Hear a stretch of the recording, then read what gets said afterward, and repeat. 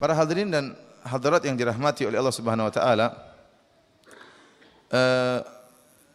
kenyataan yang ada di tanah air kita yang dianggap wali adalah orang yang memiliki karomah-karomah dalam artian khusus. Ya. Karomah diartikan dengan kesaktian, dengan keajaiban-keajaiban.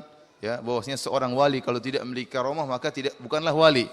Seorang wali harus mendatangkan bukti bahwasanya dia seorang wali seperti dia misalnya tadi bisa berjalan di atas air, bisa masuk dalam api dalam keadaan tidak terbakar, atau mungkin bisa terbang di atas udara, maka ini disebut dengan wali. Ya.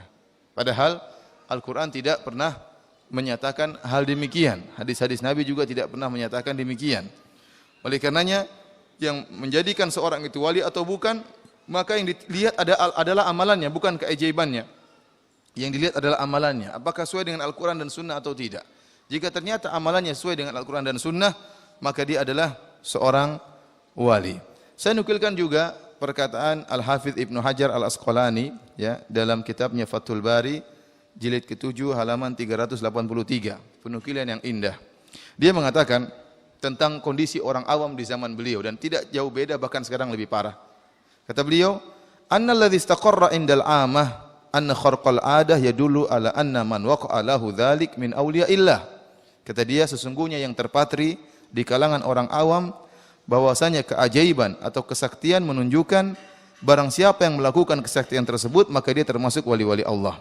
Wa huwa ghalatun mimman yaquluhu, dan ini merupakan kesalahan bagi orang yang mengatakan hal ini. Jadi kata dia, ini yang terpatri yang dianggap oleh orang-orang awam, barang siapa yang bisa melakukan kharqul 'adah, kesaktian-kesaktian, keajaiban-keajaiban, maka dia wali Allah. Kata Ibnu Hajar, dan dia juga ulama Syafi'iyah, ini keliru.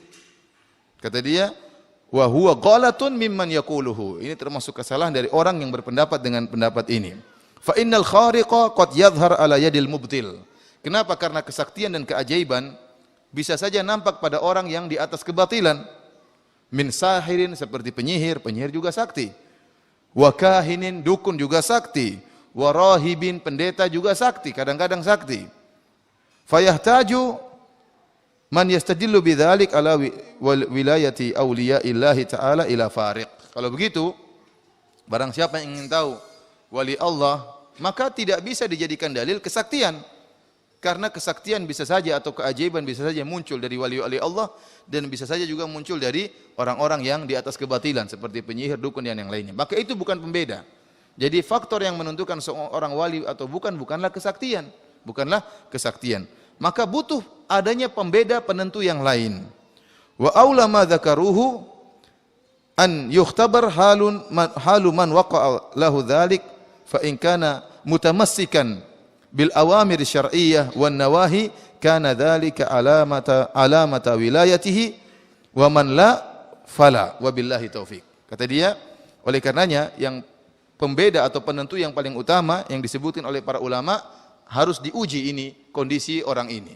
Harus dilihat kondisi orang ini. Yang muncul kesaktian darinya harus diuji.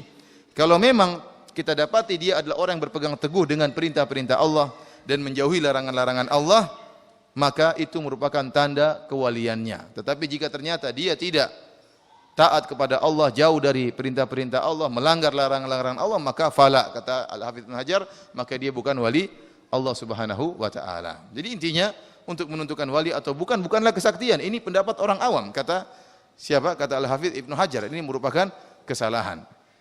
Tadi telah kita nukilkan perkataan Imam Syafi'i, sekarang kita nukilkan perkataan Hafidh Ibnu Hajar, dan juga perkataan Imam Syafi'i dinukil oleh Al-Hafidh Ibnu Katsir rahimahullah.